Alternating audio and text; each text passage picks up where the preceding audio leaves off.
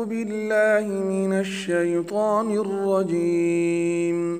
بسم الله الرحمن الرحيم. يا بني إسرائيل اذكروا نعمتي التي أنعمت عليكم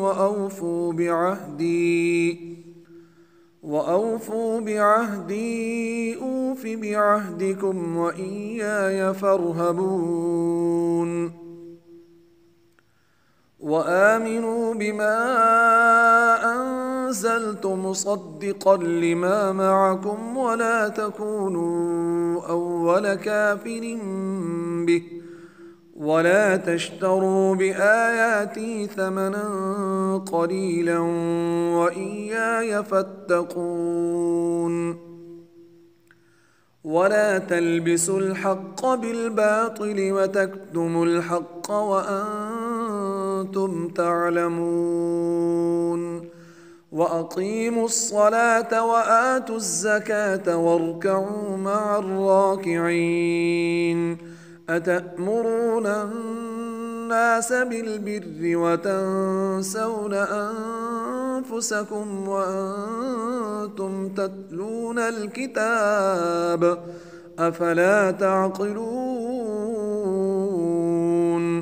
واستعينوا بالصبر والصلاة وإنها لكبيرة إلا على الخاشعين الذين يظنون أنهم ملاقو ربهم وأنهم إليه راجعون. يا بني إسرائيل اذكروا نعمتي التي أنعمت عليكم وأني فضلتكم على العالمين. واتقوا يوما لا تجزي نفس عن نفس شيئا ولا يقبل منها شفاعة ولا يؤخذ منها عدل ولا هم ينصرون. وإذ نجيناكم من آل فرعون يسومونكم سوء العذاب يذبحون أبناءكم ويستحيون نساءكم وفي ذلكم بلاء من ربكم عظيم. وإذ فرقنا بكم البحر فأنجيناكم وأغرقنا آل فرعون وأنتم تنظرون. وإذ واعدنا موسى 40 ليلة ثم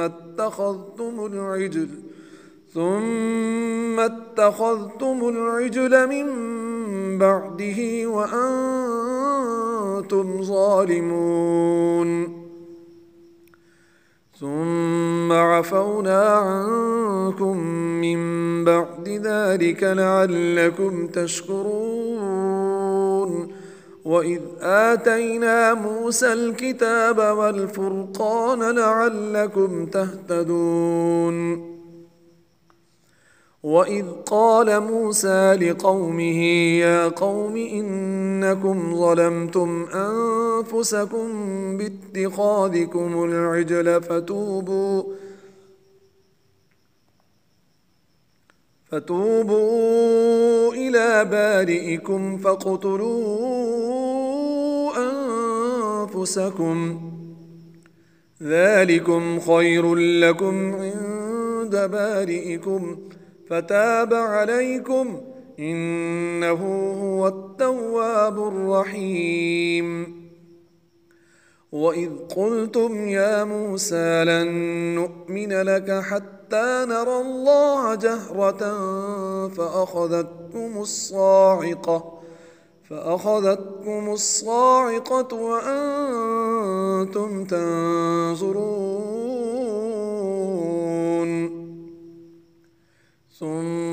بعثناكم من بعد موتكم لعلكم تشكرون وظللنا عليكم الغمام وأنزلنا عليكم المن والسلوى كلوا من طيبات ما رزقناكم وما ظلمونا ولكن كانوا أنفسهم يظلمون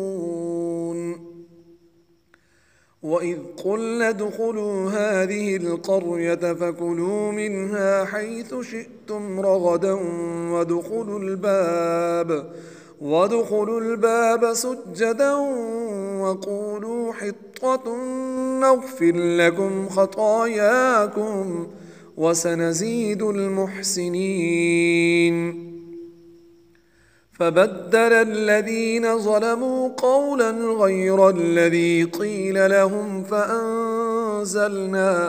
فأنزلنا على الذين ظلموا رجزا من السماء بما كانوا يفسقون صدق الله العظيم.